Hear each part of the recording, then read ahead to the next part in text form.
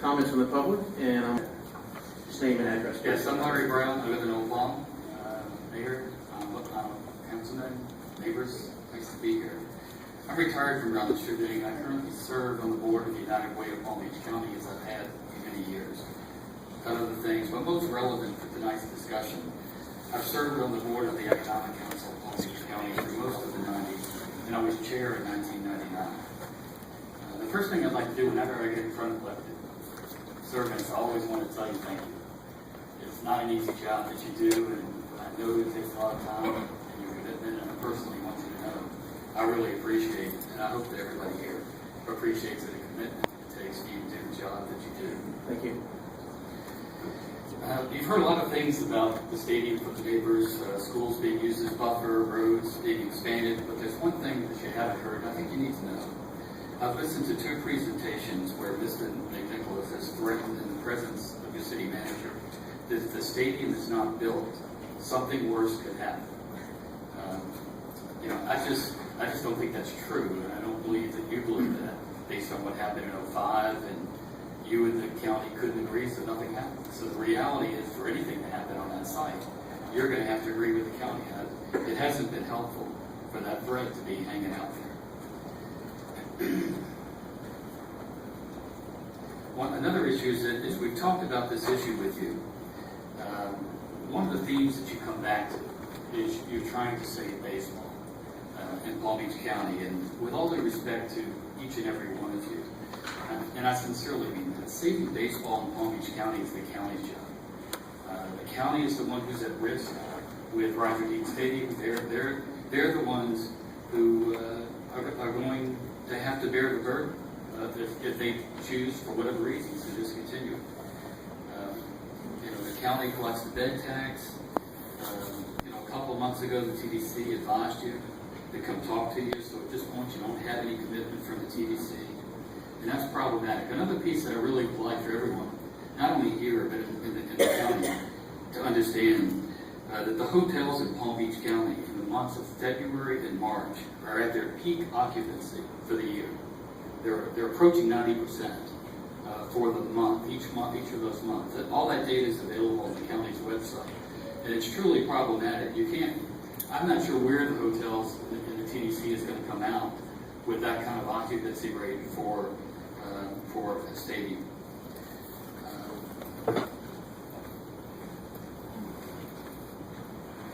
But Mr. Russo, I do want to thank you for your motion, because you're saving me a lot of time. Now, as you've read in the papers, as a result of you starting to stand down, there are a number of locations that are expressing interest in working with the county to understand how spring training baseball can work in their community. We know for a certainty there are more communities that will go public over the coming months. I've seen in the post recently someone being quoted saying that a smaller site with a single team doesn't work. That's really interesting, because I don't know what explains why 13 of the 14 spring training facilities in Florida are single team. If it takes two teams to make it work, why does Disney have one? The economics of this thing are clear. The county has to do this. This is not something you can do. You'd be putting your reserves at risk if you were to do this. Quickly, the issue that Hal and the other county commissioners are going to be facing over the last 15 years, big projects have been done up here. Over $500 million are in Scripps, $80 million with Max Planck. Then you got Roger Dean. Hal's got to live in a community of 7 district county commissioners. The other parts of the county have to share. It would not be a surprise to see the stadium go somewhere other than the north part of the county. The last part I want to address is this economic stuff. During the 90s, from my position on the Economic Council, we, along with the county, the Business Development Board, were all looking at several economic impact studies about how a convention center, done well, can really help grow a micro economy within the county. It was very educational for all of us as we began to understand that this type of public investment could actually deliver on that promise. Everyone understand the details matter. The county took their time. It couldn't be too big, couldn't be too small. Right? Couldn't be smaller than PGA or the Breakers, that serves no purpose. Couldn't be too big, wouldn't have the hotel rooms. So the county took their time, they got it right. But interestingly, at the same time, the Kravis Center and other municipal auditoriums were also being considered. And we had the opportunity to see the difference between true economic generation, which is a convention center, and something else. And I began to call it something else when I had the leadership of the council, that's a gift or a lifestyle. It's a gift that the community gives itself when you start talking about the Kravis Center or auditoriums. And actually an auditorium is the inverse of economic generation. Tickets are sold, portion pays for the facility, the entertainers take the money and they leave town. There's no multiplier on that. But can you imagine Palm Beach County without these facilities, without Palm Beach Community College's facility, the Kravis, amphitheater, malls, go on and on? You can't. So where does spring training baseball fit on this continuum? It's much closer to an auditorium given its limited season, but it's not about economics. It's not. Baseball is a lifestyle. It's a gift that we choose to give ourselves. You know, what would New York be without the Yankees or Boston without the Red Sox? Spring training baseball has been part of the fabric of Palm Beach County for as long as any of us can remember. And if you don't believe what I'm saying is true, go downtown to West Palm. Put your back against the convention center and start walking north. Look at all the economic activity, all the storefronts, all the activity going on. Then go over to Avapoa and walk down Main Street. Real different scene. Not much academic activity, a lot of vacancies. So you got to be careful when you start looking at these things from an economic viewpoint. I'm not saying they don't have any, but they're not to be confused. So what's important about all this? Here's what I think is important. Palm Beach Gardens and its citizens are in record tell like the city and county. Go ahead, keep going. For our record tell the city and county spring training baseball is important, and we recommend that the county work to find one or more single team facilities so that we can keep spring training baseball as part of the lifestyle fabric of Palm Beach County. These facilities should be located in places to leverage existing infrastructure and add real value to those existing parks and other properties. Importantly, this strategy will minimize new capital costs and give the county a chance for some return. I'm going to stop. Okay, Larry, thank you very much. I appreciate that. Yes, thank you.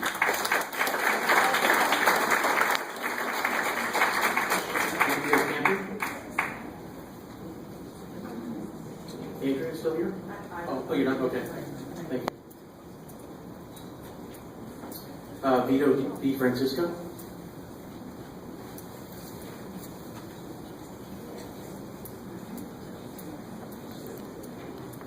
Vito, I'll also do a 6-minute clock for you as well, please. Thank you. For the record, my name is Vito Di Francisco and I live at 1049 Shady Lake Circle.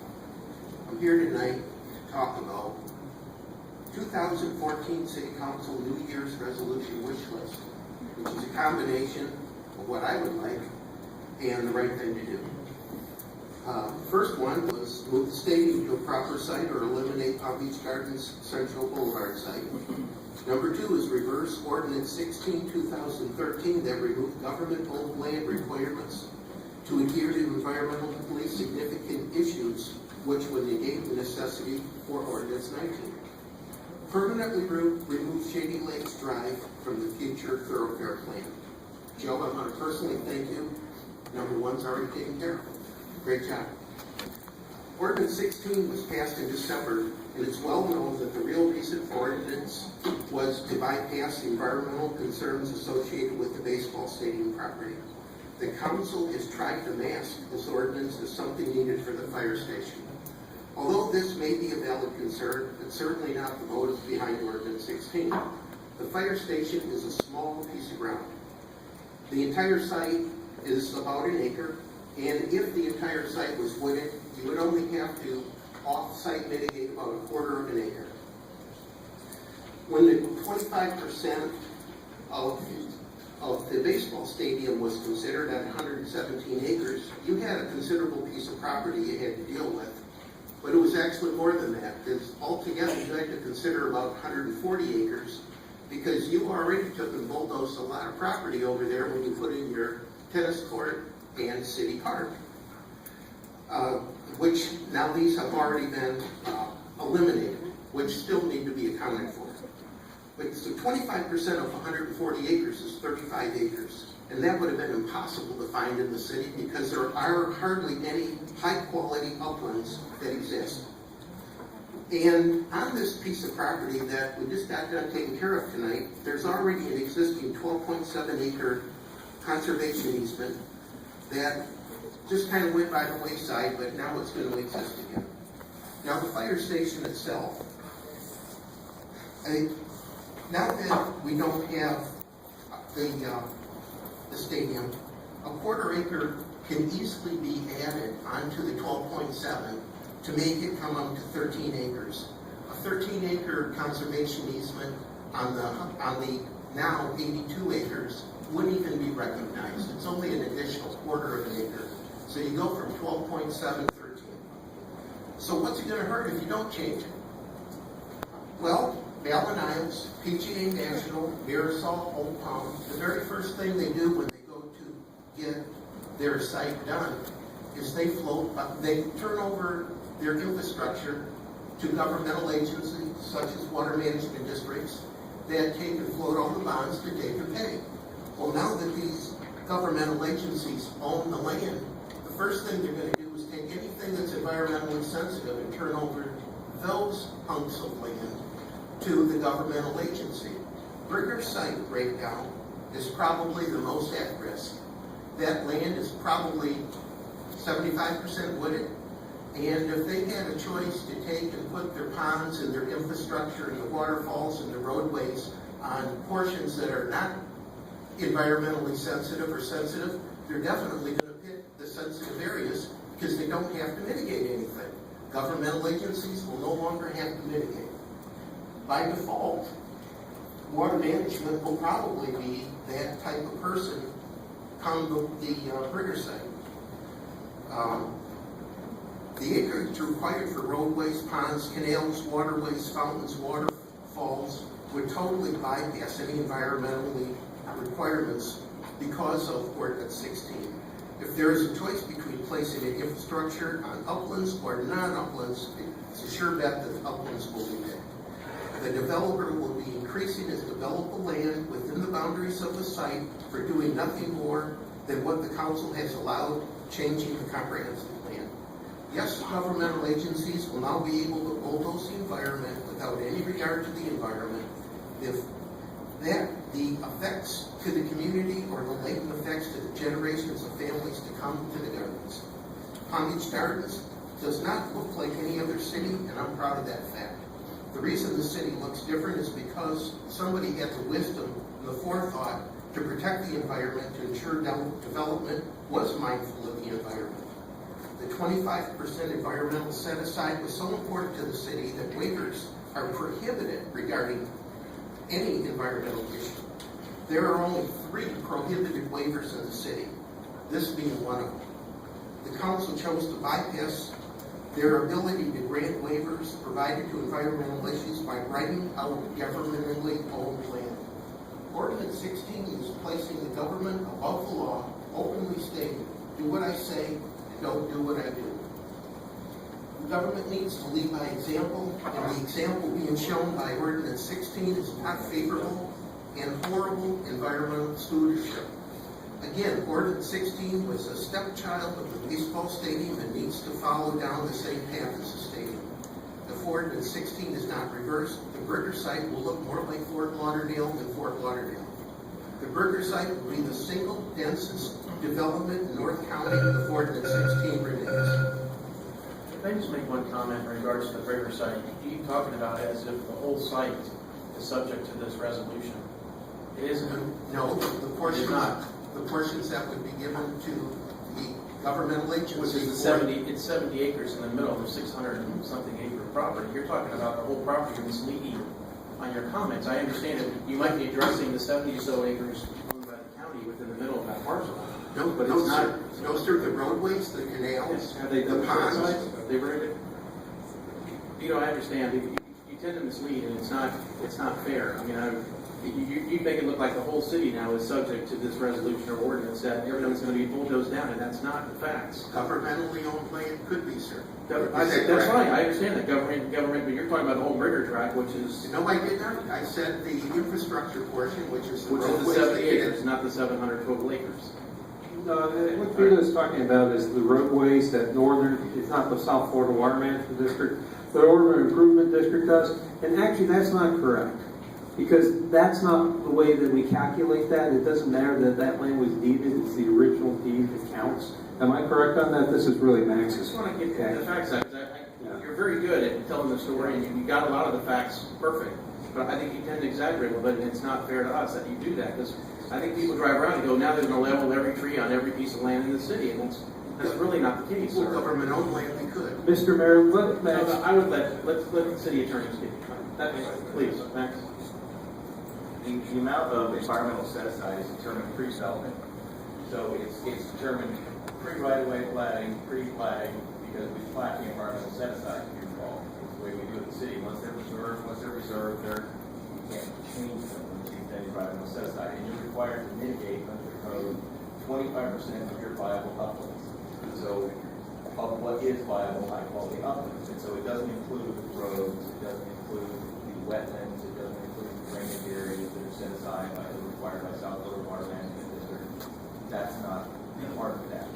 And so it doesn't, and the Bridger site's already done, they chose off-site mitigation, and they dedicated 12.7 acres on what is the Regional Park property, you all know, as their off-site mitigation. And once you choose to do it a particular way under our code, you want to take that change it. And this code, again, it's not carte blanche, it's not automatic, it doesn't mean just because you're a government entity, you're allowed or afforded the waiver. It means that you are eligible to ask for it. In addition to that, I would also like to point out as part of Ordinance 16 when it was adopted that Ordinance 16 is not retroactive either. So that's also very important. So regardless of what could be considered with government or not government on the Bridger site, that 70 acres that is still owned by the county couldn't even be reversed under the rules of Ordinance 16 because the ordinance is not retroactive. So Every conservation easement that is in existence cannot be Remains in touched. existence. Correct. Including The conservation easement for Bridger, that was the offsite portion, was only for the 70 acres for the county site. The rest of the site actually, that was owned privately, was on-site. So Bridger was mitigated through on-site and off-site. And the bottom line is that can't be undone. It's done. It's done. approved Not development touched. order, and it is not retroactive. There's nothing that can be looked at to unwind that. All right, I just don't want to get the perception that we're tearing down every tree on every parcel of the city, and that's kind of the way you present it sometimes when I listen. I'm just trying to be forthright and tell you that's not the case, and that's all I'm saying. But we can talk about it more when we go into the ordinance and resolution later, if you want to do that, because I do have parts of that for you as well. We can have more discussion, but I'm sorry, but thank you. Steve Barnes, please.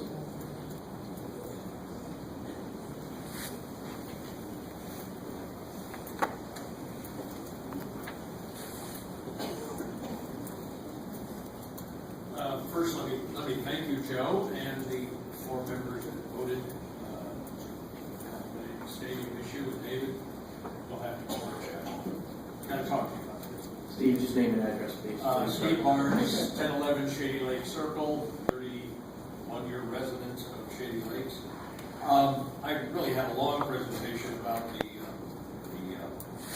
yesterday's meeting with Mr. Fishkind, but I'm not going to get too much into it except to maybe make this a point to Mr. Valashay that presentation that was given yesterday was commissioned and paid for by the Houston Astros, as that was the basis for his projections. I saw the thing, I saw the numbers, I looked at this. He read this and gave a presentation.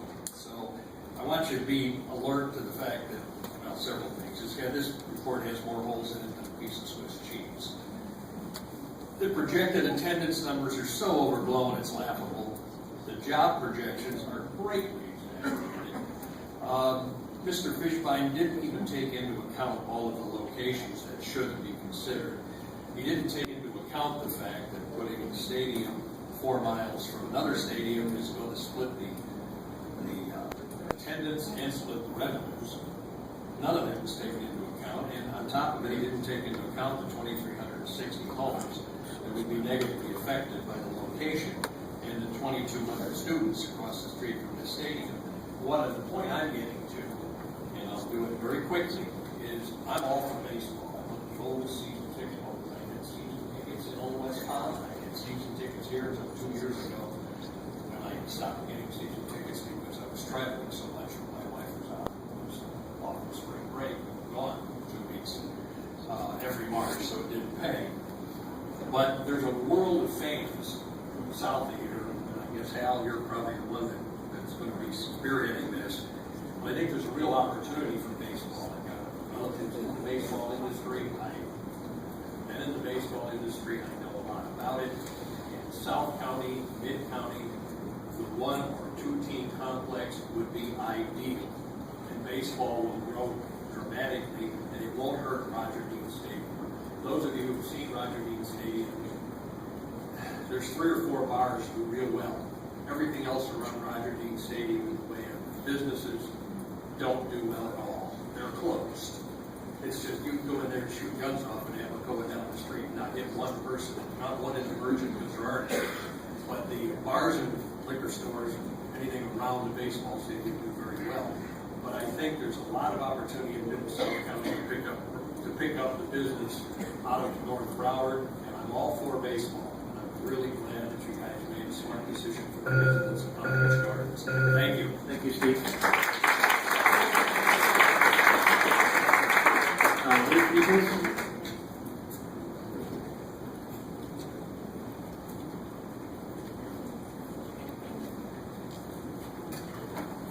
Good evening. Thank you, Councilman Russo, for the motion that you made. We appreciate it. Thank you from the bottom of my heart. I'd like to, my name is Ruth Peoples at 184 Gentry Drive, Palm Beach Gardens. I just noticed there was a lot of back and forth discussion, especially whenever Vito was up here. And I'd like to ask that before each person speaks tonight that they state their name, because people listening on the phone don't know who's talking. Of course, the meetings were televised. You could see who was talking. Excuse me, Ruth. That's Councilman Russo speaking right now, by the way. Thank you. The argument was televised by a gentleman in the back who's requesting us to televise, and I believe he's going to be putting it on YouTube. So you just got to get with him after the meeting and give you the hookup. I didn't realize that Vito was going to discuss this, but I also wanted to request that you rescind your vote on the Upland Preserve Ordinance passed last council meeting, Ordinance 16. We believe that Ordinance 16 was passed specifically to allow the building of a baseball stadium, and now that you've made your motion, there really is no reason not to rescind the vote on Ordinance 16. That would be a measure of your good faith in rejecting the stadium on the site of 117th. So I'd specifically like to ask you to consider rescinding the vote on that.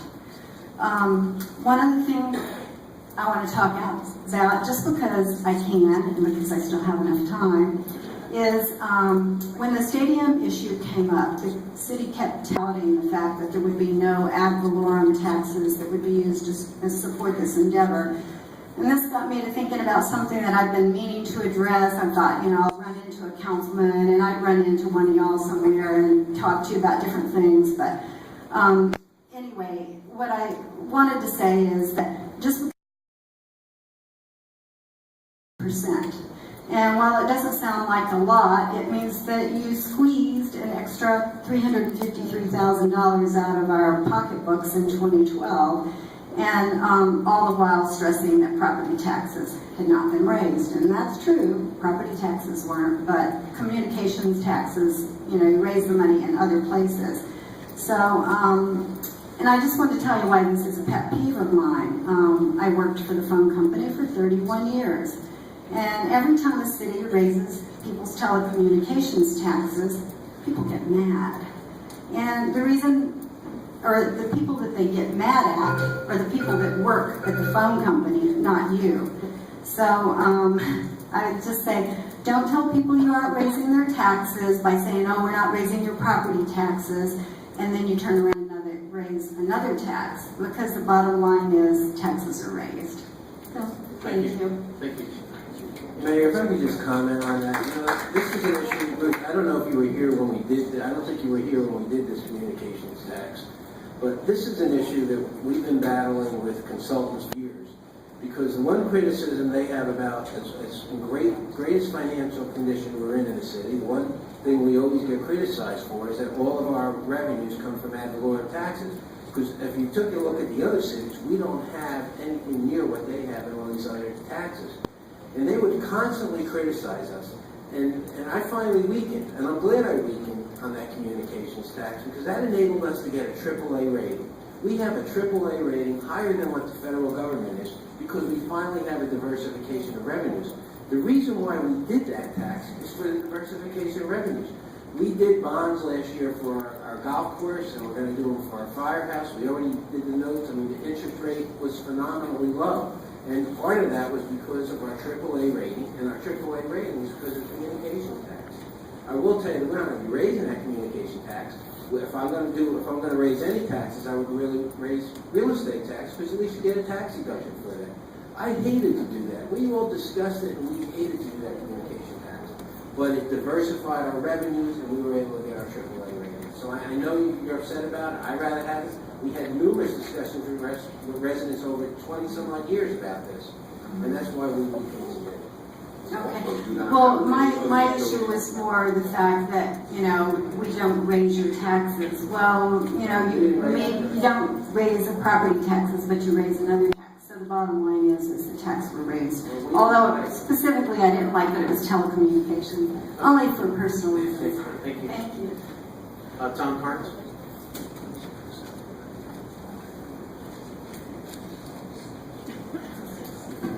Tom Carnes, 3101 PGA Boulevard. I'm here this evening representing the PGA Quarter Association, and now in our 15th year. The mission of the PGA Quarter Association is to preserve, enhance, and promote PGA Boulevard as the premier business quarter in Palm Beach County. It's a shame that this has come down to what it is, because the real beauty of this, and I hear people say, well, the Astros aren't going to draw on this and that. If the stadium was built and there was never a spring training game played in that stadium, that's perfect. Because the city of Palm Beach Gardens would get a $100 million facility without spending any ad valorem taxes. They get 10 to 12 practice fields to increase the youth athletics here, and I mean, that was the whole deal here. I mean, the business community wasn't that concerned about bringing in the spring training teams. The time when they're here doesn't do much for business. The real benefit of the development is not the 1 month or 6 weeks of spring training, but the residual used by the local youth and the families that will visit, stay, dine, and shop from May to October. The rest of the year, November through April, business is good. So that's why the whole business community really supported this, not for the teams, but for the benefit in the off-season. So we're very disappointed that you took the vote the way you did, but so be it. You got to do what you have to do. Take care of the residents, and we just think you should give more consideration to the businesses and keep them vibrant. Congratulations to the financial people. The report looks great. You did a terrific job. And David, thank you for your consideration. Thank you, Tom. I was the one that made the motion. I just want to make one real quick comment. We never had the teams. We never had a contract. Part of what you were saying, Tom, if we had those numbers, then it'd be a different decision. But we didn't have any of that. And you know what? If what you were saying is true, okay, that we could have gotten the stadium and it wouldn't have cost the taxpayers dollars, maybe we would have had an agreement the city manager would have brought it back. I'm as disappointed as you are not being able to come together, but I just don't want everybody just to blame the residents. We never had the teams to begin with, and they just couldn't go on. Joe, but I understand you. We're not blaming the residents. The residents, and in fact the local residents, were going to be the real beneficiaries of this, because their children could walk across the street. No. Come on, let me finish, please. And use these fields for a pickup game or for organized sports. And by the way, the fellow that said that Hank Fishkind is working for the Houston Astros, the PGA Quarter Association paid for this is like the 8th or 9th year that we brought in Hank Fishkind, He has no association at all with the Houston Astros. And I think that was noted in the paper yesterday, I guess, when this speech was talking about. Thank you. Thank you. Mark Marciano?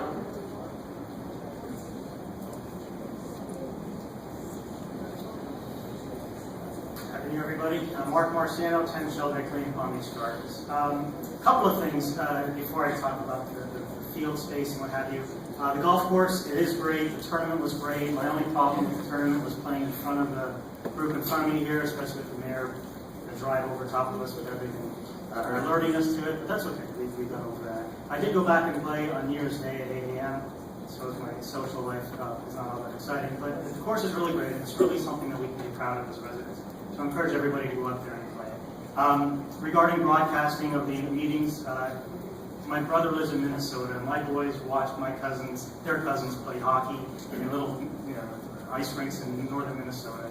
Joe, you said last time that you didn't want to be the star of the show. We come here because we want to hear what our elected officials are going to talk about, what issues are going to come in front of us. So you are the star of the show, whether you like it or not. I see you wearing a shirt and tie tonight, which is nice to see as well. But ultimately, we're here because we want to see what you all are going to say and how you're going to respond to the issues that come in front of us. So in regards to the baseball, when I first heard about it as a resident, I don't live in that particular neighborhood.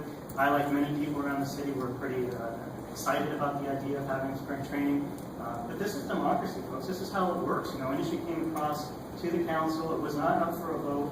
You all got people in the red shirts behind us here. They got excited for the right reasons. They got organized. They came up with a plan. And this is what you're supposed to do. It's very difficult when an issue gets to first and second readings to try to change the momentum of the vote. So I applaud all of you for organizing yourselves and coming to this issue.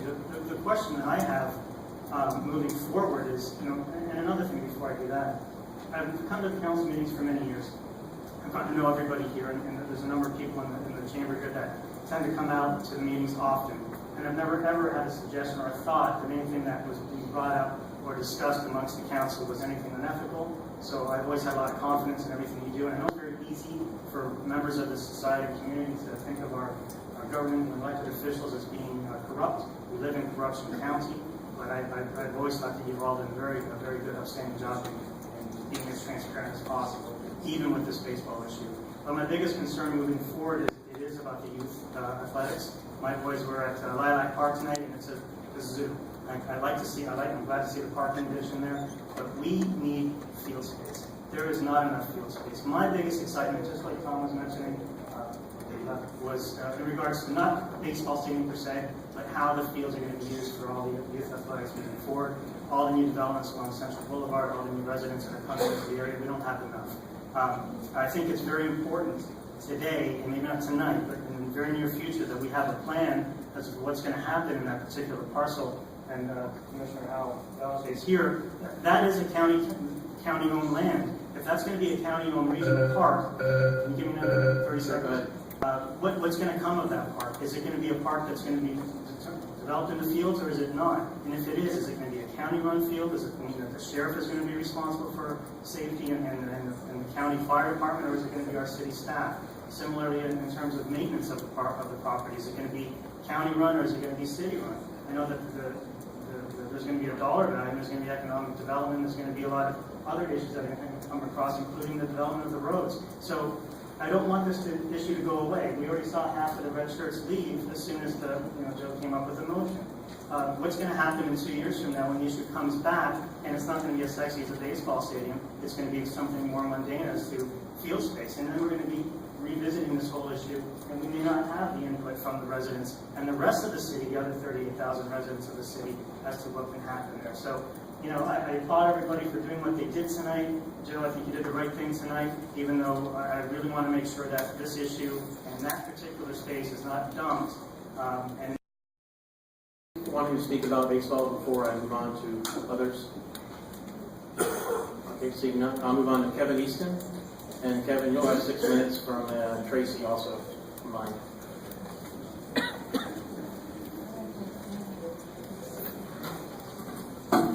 Good evening. For the record, my name is Kevin Easton. First, I would like to wish everyone a happy, healthy, and safe New Year, just like Marcy and every other one of you did.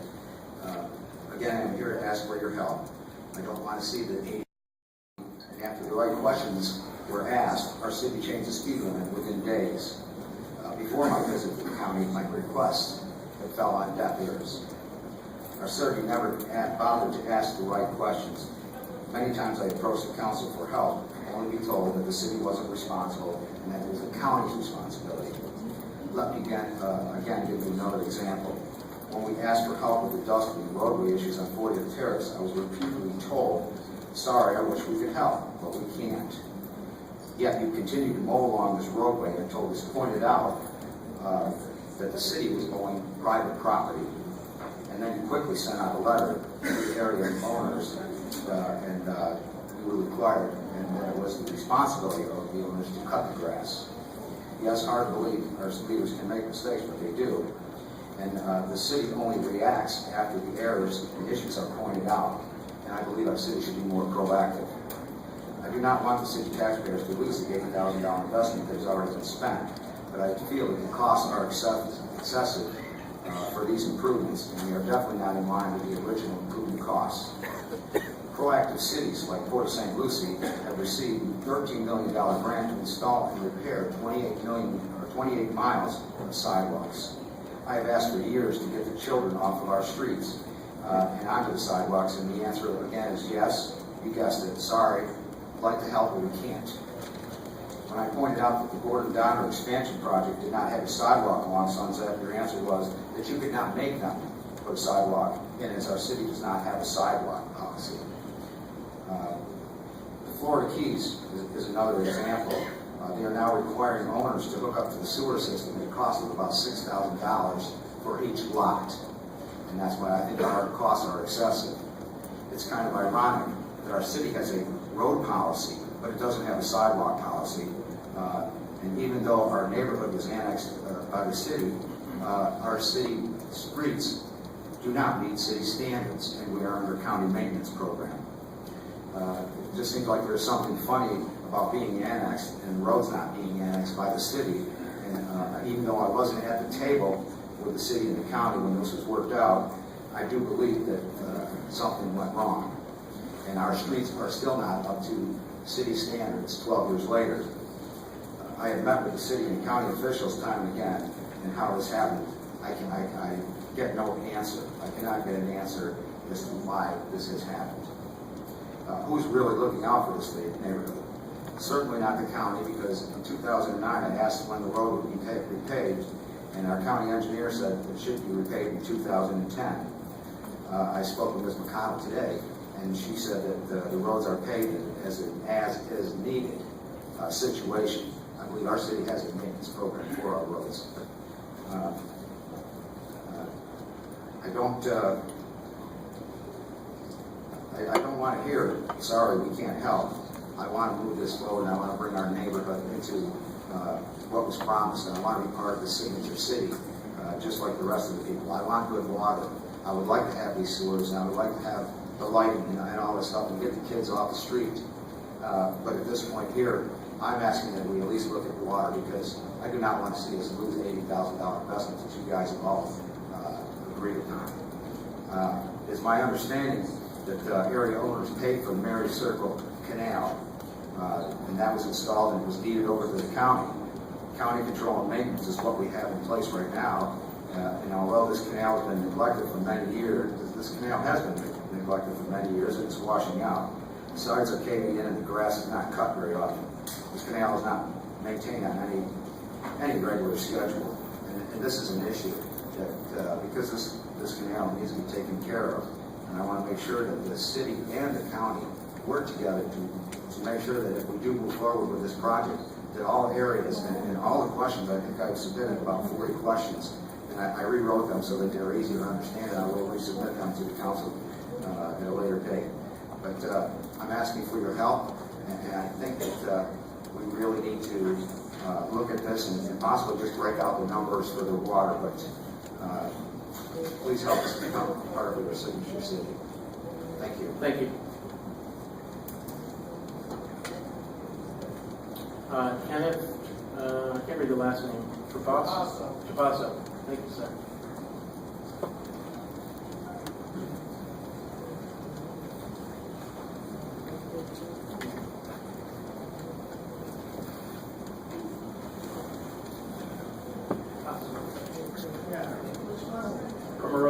close. No. Well, no, you look like ours. So it's all messed up. I agree with that. Hi, I'm Ken Trapasso from whatever street I was on. I'm each guy. 154. 154. Thank you. I'm here about Sunset Drive, also about the water issue we have. Basically, he does a good job. He has studies done about storage, streets, lights, baseball stadiums, and everything else. But what we really just want is the water. And because the cost to put everything into the whole storage and everything in is too much. And right now, it can't be done. So we really feel that all the residents, and you gotta understand, there are a lot of rentals there, but each rental person that's in that place is a taxpayer. Because what they do is they give me the money which we pay the taxes. And we do have a water issue. And I want to let you know, just my property alone, I just spent like $6,000 on a new well, new service, new system. And the water quality is tough for the well drillers, so you can find good quality water in the area. So I'm only $6,500 in debt, and I'm asking for water. You know, most people spend that kind of money and say, yeah, let it go 10 years. But this is a water issue, not the road issue, not the sidewalk issue, not the storage issue. The real problem is we got to give our citizens, our customers, good water. And in the same end, I also have Palm Beach Gardens, if I have this correct, I'm not exactly sure if I have this correct, Department of Water Safety or whatever it is, they're always on a case to make sure the water quality is good, and particularly the quality of water, so that's what I said. Just the water itself. I appreciate that. Thank you, another guys. survey. And whoever sent out the letter, I don't know who sent that letter to us about the vote. Yes. Came out from the city manager? Or City manager, whoever it was, nice fellow, I talked to him on the phone and stuff. Oh, that was Ron. Todd. That was Todd, yeah. Glad that nice fellow he's here. But he even said it on the back of the letter, he should have said water only. So you're going to get a lot of no votes, but the people really just want the water. It's no because taxes go up $3,000 each year. Well, I think our goal is we send out the notices, and we're trying to get some decisions back, and then what we want to do is collect those results, then have an open meeting, if you will, to talk about the questions, the issues, concerns, maybe go a different direction. If the water is the issue, then we'll look at that. And Yeah. that's what we're going to do, and hopefully come to some resolution and get something done. I think our fear, if people that are here and others that we talked to on the phone and couldn't make it tonight, is that you're going to look at us and go, they don't want anything, wash your hands, let's go. And that is the issue. The issue is really the water. And the first time I was here was a few months ago when we talked about it. We only talked about water. Okay. You know, it was sore, it was sidewalks. In addition to that, we want to collect as much information from the neighborhood, which is why we sent out the second survey, because we have a final cost of all the price, final price for all of the infrastructure. And last You want to do a couple of this street? we had a full presentation. You get your I'm card? sorry, I think Mr. Easton, I think you missed it. You wanna go Unfortunately, check we can probably provide The that streets in your presentation. neighborhood? Do you have anything left? The PowerPoint that was done to show Yeah, I'll pay him. the sidewalks, Text him the and he sewer, can the just costs and everything, but the reason that sidewalks. So he'll do where he lives. Wouldn't fit was because it knocked out several, parking areas for some of the multifamily developments there. And not only that, but the driveways, if you add the sidewalk, the driveways were absolutely eliminated for many of the homes there. So we understand some of the people want that, and there's costs associated with that. But that was one of the things. True respect to you, man. I've sat in front of councils many times in other cities. The only thing I have issue with that is do the sidewalk in if you need the sidewalk, which is a safety issue for children, which I find very disturbing. In a lot of areas, they don't think of children. And I do a lot of them in Boy Scout area for many years. Two have two Eagle Scouts as sons. So I look at kids very widely, and safety is a big issue. But I don't know if that, what you're quite saying is correct. And I know you said the PowerPoint. I personally feel that everybody on the board should take the drive. And drive down and personally look at it, because it's the funniest thing I've found over the years that councils will ask certain things to be done, and this happened to a piece of property in Pinckney, Mass. They wanted me to put the dumpster. That's a simple issue. Put the dumpster on one side. This got into a heated argument. Well, I wound up putting it where I wanted it in the first place. Reason is, it was hidden off the street view. It had its own spot. Not one councilman ever came by to see if I had it in the right place. And I was in 20 years.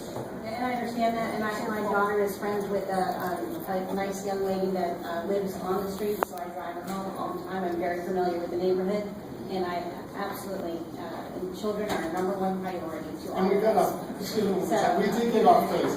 I want water, I didn't ask for sidewalks. Exactly. We got into an issue. Everyone so far is in agreement that water is. Please stay engaged, and we'll have some additional correspondence. Thank you very much. Thank you, Kenneth, appreciate it. I have one more card, is it Hardy? Okay.